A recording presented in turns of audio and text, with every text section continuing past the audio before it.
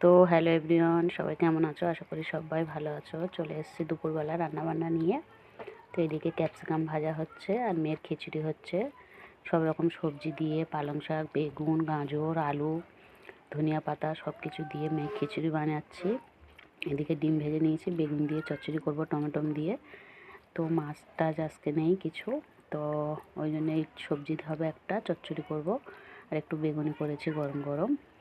তো সবাই কি করছো বলো? এইভাবে দুপুরটা রান্নাবান্না দিয়ে কেটে যাচ্ছে।